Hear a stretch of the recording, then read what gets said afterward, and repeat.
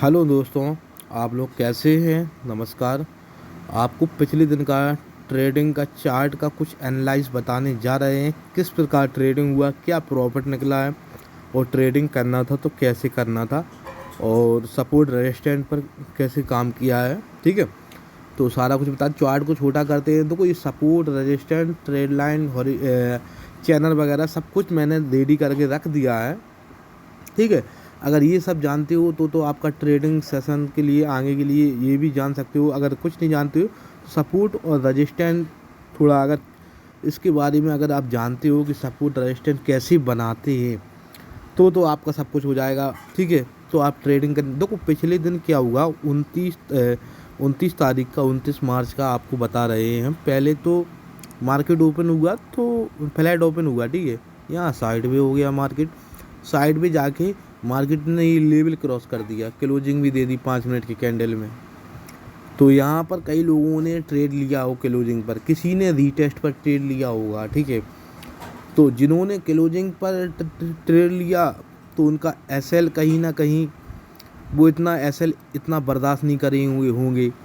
और जिन्होंने मतलब यहाँ पर ट्रेड लिया होगा, मार्केट साइड में रहा, क्लोजिंग मिला, मार्केट रीटेस्ट किया, बल्कि और नीचे आया थोड़ा, तो यहाँ पर ऐसा लग गया। पर लेकिन यहाँ समझने वाली ये बात ये थी कि जो डे लो था, ठीक है, उसका एसएल बनना चाहिए था आपका।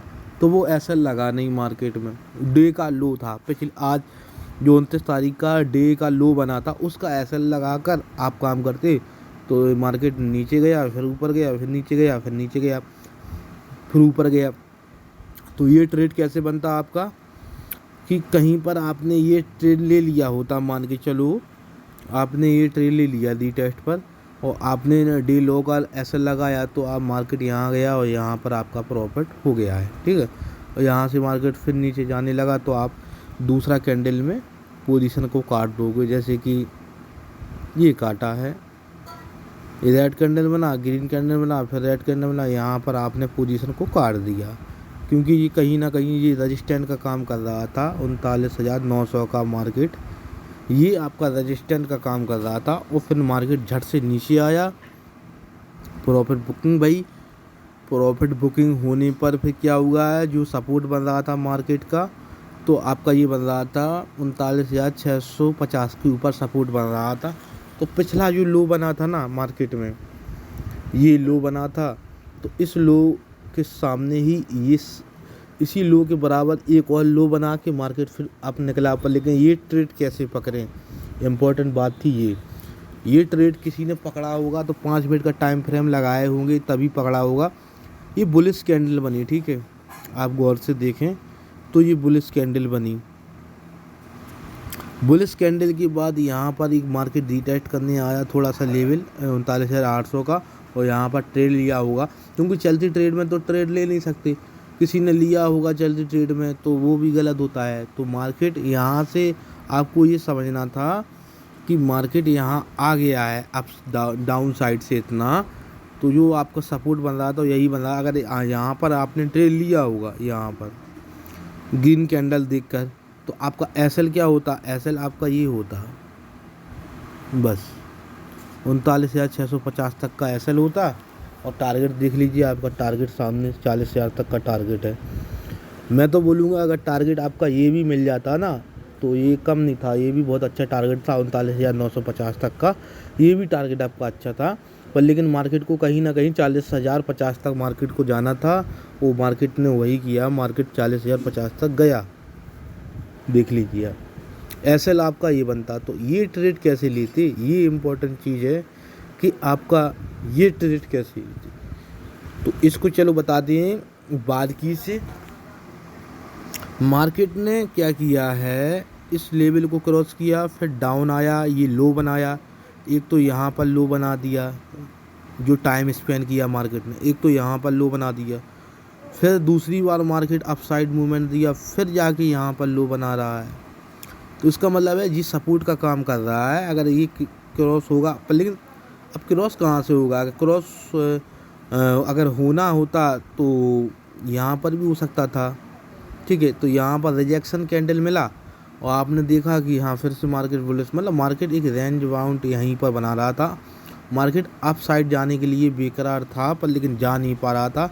कुछ सेलर उसको नीचे मार्केट को ले जा रहे थे, तो वो सपोर्ट का काम कर रहा था। यहाँ पर मार्केट यहाँ से आया तो आपका ऐसा लिए होता आपका कहीं ना कहीं, ठीक है। और टारगेट आपका 1:23 तक का ले सकते थे, तो 40,000 तक आराम से मार्केट गया। तो इस कंडीशन में आपका इतना बड़ा टारगेट नहीं तो इतना बड़ा टारगेट तो आराम से मिल जाता था। जो आपका पिछला हाई है वहाँ तक का तो सभी लोग टारगेट लेते हैं ना, पिछला हाई जो है वहीं तक का ऐसे मार्केट में ट्रेड करें। और मैं फिर बताना चाहता हूँ आज के वीडियो में आपको डेली 2 से 3 ट्रेड करना चाहिए, ठीक है।